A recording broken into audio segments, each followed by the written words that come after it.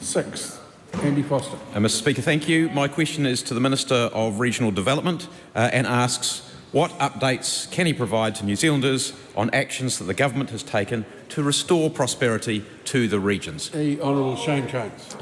Mr Speaker, our government is focused on growing the economy.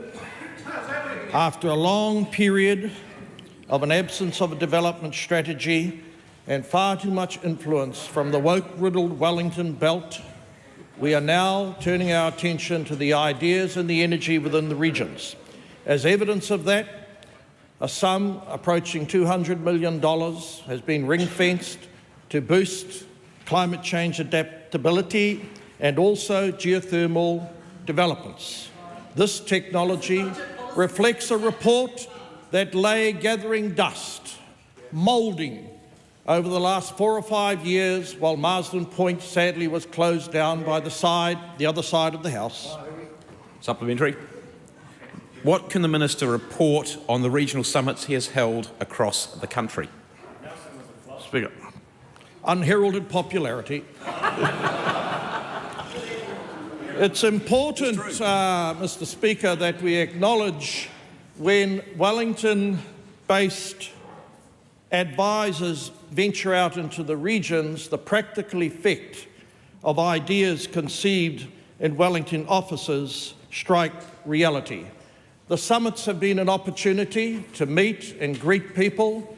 Occasionally there have been 1 or 3 protesters as I've sought to engage with garden variety kiwis, but the days of those mung-bean meddlers are over.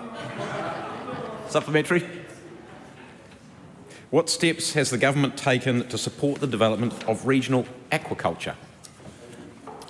The most recent report on primary produce export revenue shows there's an enormous future waiting for development in regional aquaculture. A sum of over $600 million was recorded this year, Mr Speaker, in terms of export revenue, a small but growing proportion of the $2.2 billion which is sourced in the regions in terms of fisheries revenue.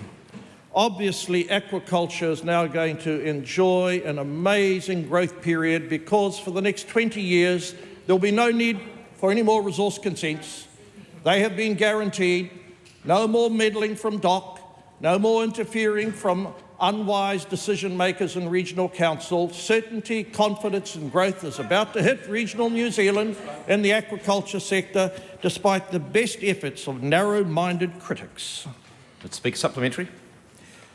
How is the mining sector helping to support New Zealand's regional revitalisation? Without a doubt, Taranaki will enjoy a boost with offshore mining opportunities. Sadly, no, that's enough from the kumara munchers. Not going to have any of that today.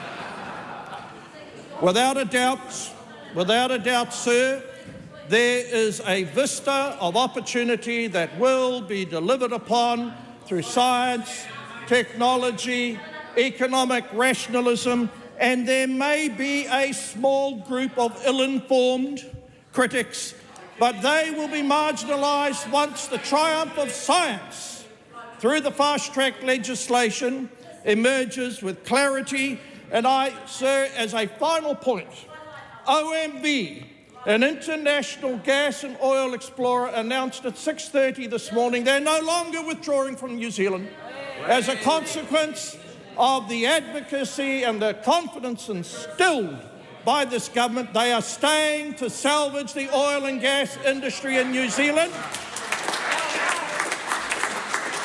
And on your behalf, New Zealand, I claim a little credit for that. The Honourable Julianne Genter. Is maintaining the rail freight connection between the North and South Islands by ensuring we have at least one rail-enabled ferry important for the economic prosperity of the regions, particularly in the South Island?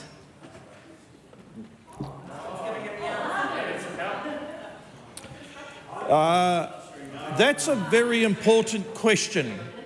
And despite my willingness to put the member right, the man to my right is the appropriate person to respond to it.